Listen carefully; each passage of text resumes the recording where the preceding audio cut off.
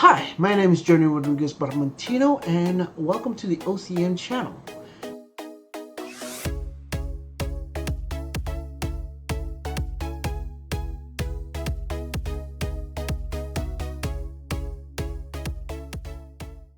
Today's video is going to be a little different than my usual updates. I want to take a moment to be real with you about something that's been weighing on me for a while. Some of you will probably have noticed that I've been going through a few big changes, relocating, adjusting to a new season, and even shifting my focus. But behind all of that is a situation that really shook me. And honestly, it was one of the hardest things I've gone through lately. One other time that comes in mind is when I had to choose to leave my son behind, which I have shared in a short testimony in a sermon that I shared. Check it out here. I lost my job, and not just in a normal way. I was wrongly accused of something I didn't do, and because of that, trust was broken, and they felt they couldn't keep me on. I couldn't do anything about it, especially if a failure of trust is involved. My hands were tied, so to say. I can't even begin to describe how that felt. The frustration, the stress. It hit me hard. It hit my family hard. It felt unfair. And no matter how much I tried to explain myself, the decision had already been made. Story time, story time. It's time for a story. You know, sometimes life just hits you with things that you never saw coming. You wake up in the morning expecting the day to be normal, and then the sun sets and everything's changed. This is my story of how I lost my job. Even though it was one of the hardest things I've gone through, God had a plan all along. It started out as any other work day. I was up early, getting ready for the shift, making sure I had enough time for the handover. The drive was normal. I parked in my usual spot, grabbed my gear, and started walking towards the office. Everything felt routine until I saw something unusual. On my way in, I noticed two people on a dirt bike. The guy that was on the back was holding on to a wheelie bin, one that had art spray painted on its side. It was from the arts department. And at first, I didn't think much about it. Student moving bins around wasn't exactly out of the ordinary. It had happened before. So I brushed it off and kept on walking. Once I got inside, I did a quick handover with the guard I was relieving. Then I did my usual routine. Set up the office, cleaned a little bit, made sure everything was running smoothly before settling in. Then, I noticed something strange on the computer. The browser was already open on YouTube, but it wasn't just any YouTube page. It looked like someone had created an account for our department. I remember staring at the screen, completely flabbergasted.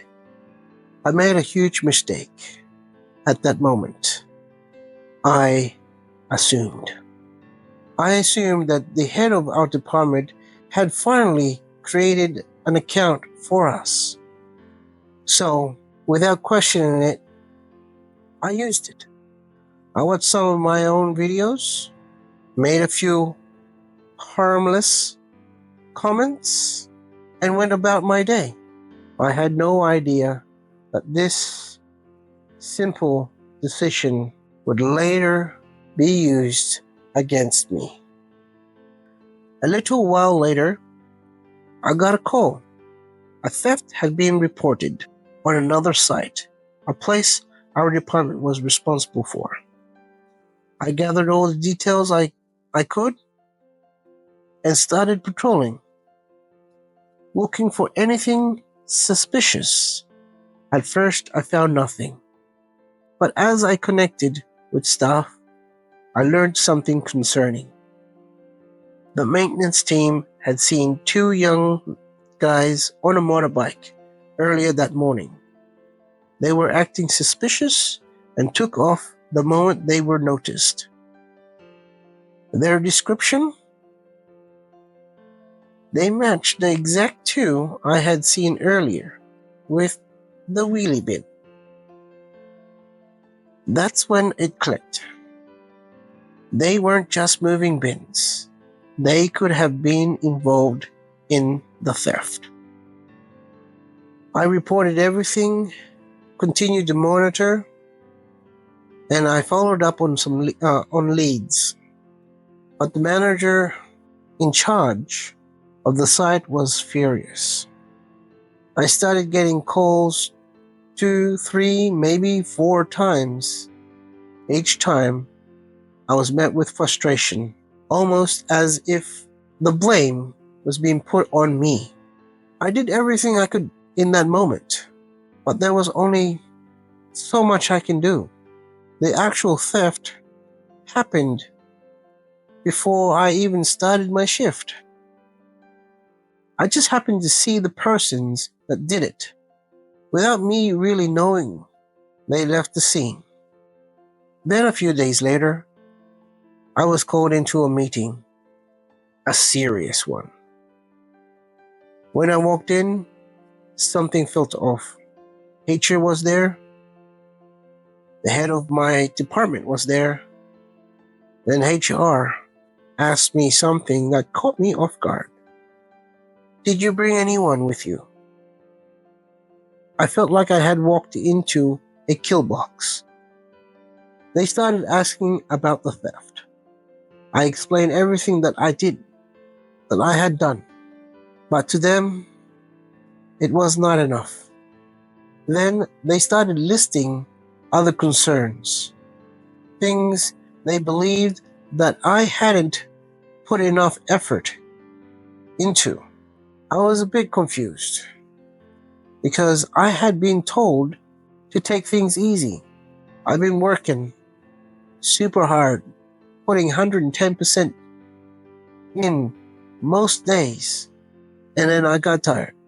I was only to do the necessary work, which seemed to be in line with what I had been doing, expected of me to do. Then they brought up the YouTube account.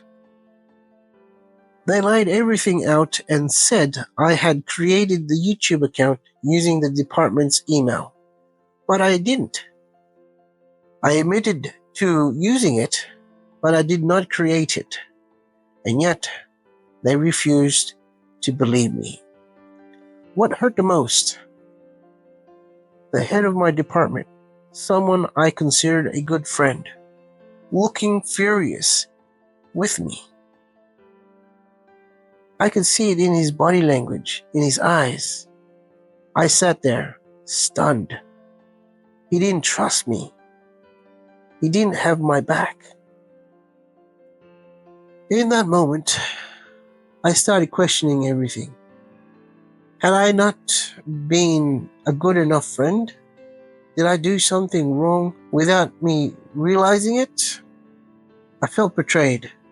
I knew I was telling the truth, but they had already made up their minds. The last meeting was short. I walked in and they all looked angry, except HR. They told me their decision. They had lost trust in me. They couldn't keep me on. And just like that, it was over. I could have left that room bitter, But instead, I left with confidence because I knew God had me. I had a family to take care of. I had to move out of the staff housing. I had to figure out my next steps. But I knew I wasn't walking alone. And looking back, I see it now. God was redirecting me. If I had stayed in that job, I wouldn't have been able to focus on my theology studies. Now, I'm achieving better results than I ever could imagine. This wasn't just about losing income. It was about feeling how my character was being questioned. It was about suddenly getting pushed out of a place where I had worked so hard to do my job, to do my part in making the place safer for others. And on top of that, it added so much stress to everything else in my life, especially my studies. As some of you know, I am currently studying theology. And let me tell you, trying to juggle that while dealing with all this, it felt impossible for that one semester. In the quiet times where I thought there was some breathing space, there were days that I didn't know what to do. I was angry, confused, and I kept asking God, why? Why would you let this happen? I struggled with the bitterness sometimes, and for a while, it was hard to move forward with it in my heart. But God kept on encouraging me to keep on moving forward. And by doing so, I eventually got to a place where I could start seeing things for what they are. I started realizing that this was God's way of redirecting me. Looking back, I can see something that I couldn't see in the middle of the storm. If I had stayed in that job, I wouldn't have been able to focus the way I needed to on my studies. And now that I have been able to put my full effort into them, I can honestly say I am achieving better results than I was expecting. And not just that, I've been able to put more time into developing OCM's vision and other areas of my life that really matter. This situation, as painful as it was, forced me to grow. It taught me to trust God in ways I have forgotten. And eventually, I was able to do something I needed to do: forgive. Even though I still believe I was wrongly dismissed, I came to understand why they made the decision they did, even if I don't agree with it. And through that, I found peace. This experience reminded me of something really, really important. God's plans are bigger than mine. What felt like a loss was really a redirection. What felt like rejection was actually God making room for something better. And now I can say that I am grateful. I'm glad I'm not in that job anymore. I am glad I can focus on what truly matters. And I trust that God has a bigger picture in mind. I still believe I was wrongly dismissed, but I also believe that this was part of God's plan. I wanted to share this not out of bitterness, but to encourage you. If you ever have been through something similar, if you lost a job unfairly, felt wronged, or struggling with moving on, I want you to know this: God sees you. He knows your struggle. And even when things seem completely unfair, He is still working behind the scenes. God is still in control. Thank you for listening to my story. If this resonates with you, drop a comment down below. I'd love to hear how you've seen God work in difficult times. And always, don't forget to smash the like button. Subscribe to the channel if you haven't done so. And stay tuned in for more updates. Make sure you hit that bell notification icon and select all. That way you don't miss anything on the channel. I'll see you in the next one. God bless and take care.